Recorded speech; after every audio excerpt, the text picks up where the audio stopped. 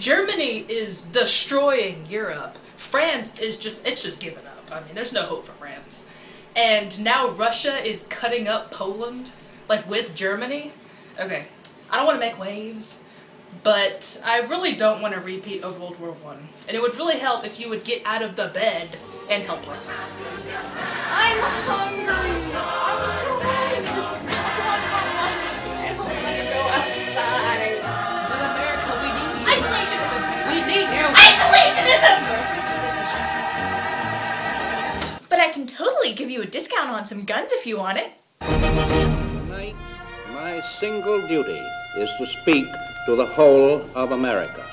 September 3rd, 1939, Germany had invaded Poland, sparking a much-feared Second World War.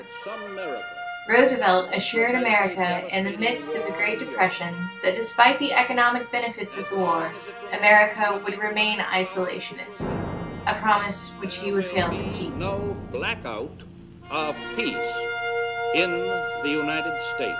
December 7th, 1941, Pearl Harbor was attacked. At 7 a.m., an Army radar station spotted the first wave of Japanese aircraft. The reporting officers did not consider it significant enough to take action.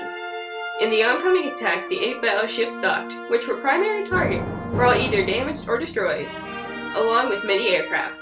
As a result, Roosevelt went to Congress December 8th asking for a declaration of war.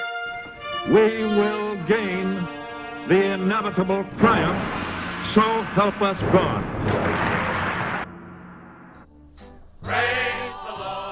Having endured Pearl Harbor, the U.S. was united against its enemies as it has rarely been at any time in history. This unification is represented in a popular song of the time, Praise the Lord and Pass the Ammunition, which says, "We're all between perdition and the deep blue sea," reflecting on the widely held opinion that going to war was inevitable. To help the government get money to aid in supplies, armory, and to build machines, war bonds were established. Bonds are comparable to IOUs as they are basically a donation given by Americans and promise that they will be paid back with interest. The most popular form of advertisement were posters stating that the citizens control the direction of the war as much as the generals. This rallied the American citizens and united America as a whole, as literally all of America was pitching in to help. A little after 1941, when America was brought into the war, American industries were forced to convert from the production of household goods to military production. The idea was to boost the economic conditions as each business would have a higher supply and demand because they were selling to the army. By paralleling with the increasing demand of ammunition for the military, many businesses thrived and provided more jobs for unemployed citizens.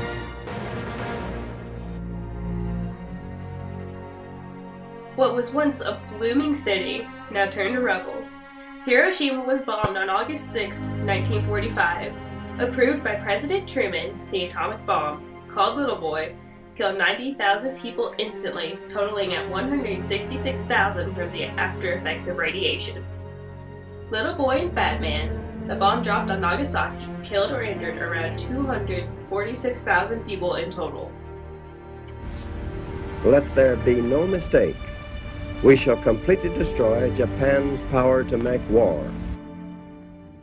So was it worth it?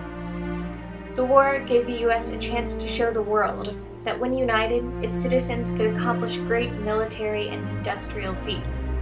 And it left a power vacuum in which the U.S. would become the policeman of the world. But would America have recovered from the Great Depression without the industrial stimulus of the war? And were the millions of lives lost truly worth the recovery?